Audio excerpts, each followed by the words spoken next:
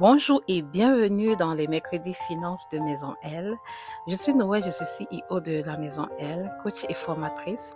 Et chaque mercredi, nous prenons un temps pour renouveler notre intelligence selon la parole de Dieu afin d'apprendre à gérer avec sagesse les ressources qu'il nous confie. Ce mois d'août, nous allons vivre un parcours particulier. Notre thème est la sagesse dans le repos. Le mois du réalignement doux. Je crois que Dieu nous prépare à entrer dans une nouvelle saison. Mais avant de nous envoyer, il nous invite à nous arrêter, à nous réaligner et à nous restaurer. Durant ces 4 mercredis, nous allons cheminer ensemble. Ce ne seront pas 4 enseignements indépendants, mais 4 étapes de même voyage qui nous conduira juste à aller vers notre temps notre retraite de préparation. Sans toutefois tarder, prenons notre Bible. On va s'appuyer sur 3 Jean, 1 verset 2 qui dit « Bien-aimé, je souhaite que tu prospères à tous égards et sois en bonne santé, comme prospère l'état de ton âme. » Pendant longtemps, lorsque je lisais ce verset, je m'arrêtais sur le mot « prospérer ». Je pensais naturellement aux finances, aux projets, aux portes qui s'ouvrent ou bien aux bénédictions visibles. Mais en le méditant davantage, j'ai réalisé que Dieu commence ailleurs. Dieu commence par l'âme. Avant de parler prospérité financière, il parle de prospérité intérieure, maladie. Cela signifie que Dieu ne cherche pas seulement à remplir nos comptes. Il désire d'abord restaurer notre cœur, nos pensées, nos émotions et notre manière de vivre. Il faut que tu deviennes la femme capable de porter la somme d'argent que tu lui demandes. Sinon, cette somme d'argent te détruira. Une âme qui est fatiguée prendra souvent des décisions sous pression. Beaucoup de femmes ont pris des décisions très importantes de leur vie sous pression parce que l'âme était fatiguée. Je divorce, je pars avec les enfants, je ne pars plus de papa aux enfants, je ne fais plus ci, je vais quitter cet emploi, je vais faire ceci parce que l'âme était sous pression. Une âme blessée cherchera parfois dans l'argent une sécurité que seul Dieu peut donner. C'est où tu vois des femmes où l'argent est devenu le Dieu. Le travail est devenu le Dieu.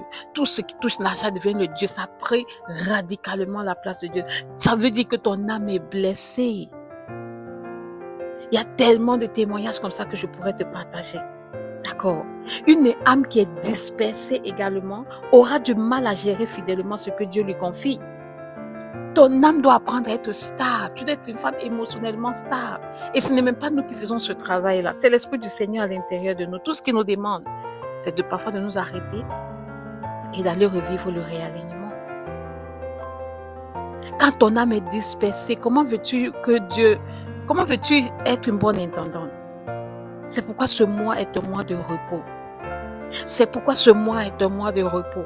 C'est pourquoi ce mois est un mois de repos. J'ai répété combien de fois? 3 fois. Et j'aimerais te dire aujourd'hui que le repos biblique n'est pas de la paresse. Le repos est un acte de confiance. C'est le moment où nous cessons de vouloir tout contrôler pour laisser Dieu remettre chaque chose à sa juste place. Moi-même dans ma vie, j'ai traversé ce qu'on appelle la saison de repos. C'est pour ça que maintenant, chaque année, quand tu réussis à bien sortir de la saison de repos, tu es obligé automatiquement d'avoir chaque année des temps de repos et même de commencer à travailler dans le repos pour ne plus tomber sous la pression. Mais j'ai dû d'abord m'arrêter d'accord. Donc, parfois nous pensons que nous avons juste besoin de travailler davantage, de produire davantage, de courir davantage. Mais Dieu nous dit parfois non, arrête-toi un instant, viens dans ma présence, laisse-moi restaurer ton âme. Si tu es ici dans la maison L, c'est-à-dire que tu suis aussi nos bourses, tu vas voir que de ce côté-là également, j'appuie bien sur la pédale. Une âme apaisée, ma précieuse Élise, prend de meilleures décisions. Une âme apaisée sait attendre. Une âme apaisée sait dire non. Elle sait respecter un budget. essaie faire preuve de patience, essaie gérer avec sagesse ce que Dieu lui confie. Voilà pourquoi la véritable prospérité commence toujours à l'intérieur. Un leader nous avait partagé ces 4 types de richesses.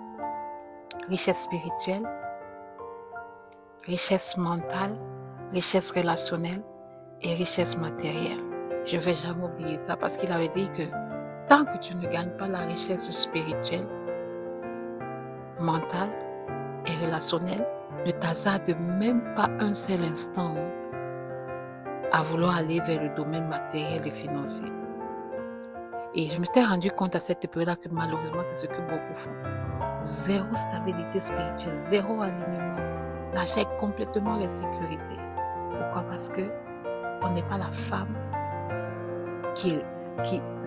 on n'a pas laissé Dieu former la femme qui sera capable de gérer le matériel et les finances qui met en dans nos mains. Et des 3 fondations premières que je t'ai citées, c'est ça qui fait de toi une femme capable de gérer matériellement et financièrement ce que Dieu met entre tes mains.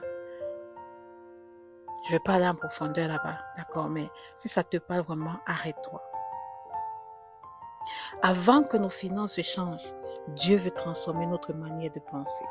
Avant que notre compte bancaire grandisse, Dieu veut agrandir notre capacité de gérer avec fidélité.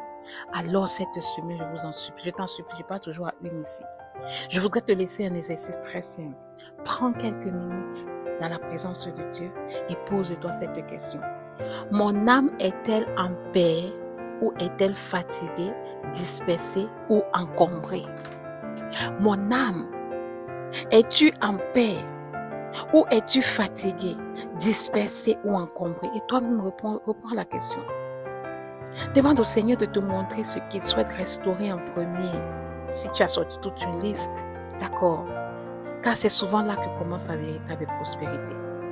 La semaine prochaine, nous verrons comment cette restauration intérieure nous conduit naturellement à mettre de l'ordre dans notre gestion financière. Right? Merci d'avoir été avec moi aujourd'hui. Si cet épisode t'a encouragé, partage-le avec une femme qui désire, elle aussi, bâtir une vie fondée sur la sagesse de Dieu.